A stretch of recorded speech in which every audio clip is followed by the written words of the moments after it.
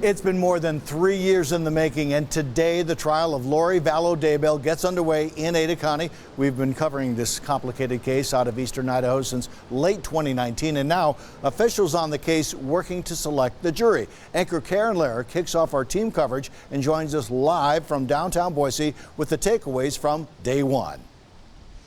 Well, Don, selecting a jury for a trial of this magnitude is no easy feat. I mean, this case has been in the national spotlight for several years now, and it's a mother on trial accused of killing her children.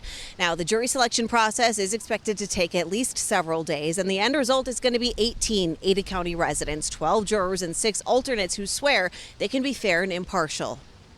Inside the Ada County Courthouse, no cameras allowed as jury selection gets underway for the trial of Lori Vallow Daybell. Only portions of the process shared through a live video feed in a remote viewing area inside the courthouse. Members of the media and the public present as the 3 cameras project views of the judge, the defense, and the prosecution. Vallow Daybell in the courtroom with her attorneys as the first rounds of potential jurors are questioned. Several quickly dismissed after expressing concerns of undue hardship, serving on a case that could take up to 8 weeks. Of note, a line of questioning asking if jurors would be able to convict for murder if they weren't offered a definitive cause of death. No indication at this point which of the 3 deceased victims that may apply to once evidence is introduced. Another focus narrowing in on jurors with children. Lori's attorney, Jim Archibald, asking some upfront, would you like to go home? Judge Stephen Boyce overruling at least 2 challenges for dismissal from the defense. Ultimately, none were excused solely because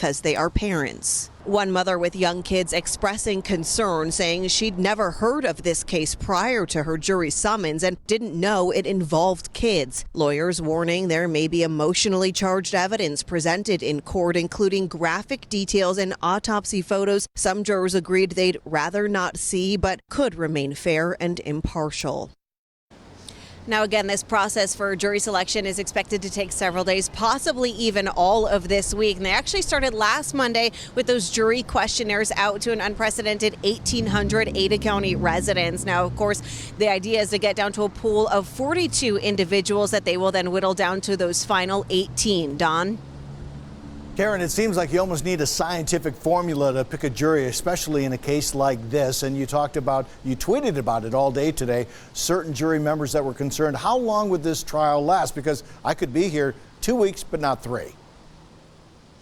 Yeah, that was the main reason that most people got quickly dismissed today, was for what they call undue hardship, which basically means if I have to come to the courthouse every day for 8 weeks, I'm going to, run into issues mostly with not receiving compensation for missing work through that entire time for 2 months straight. Don?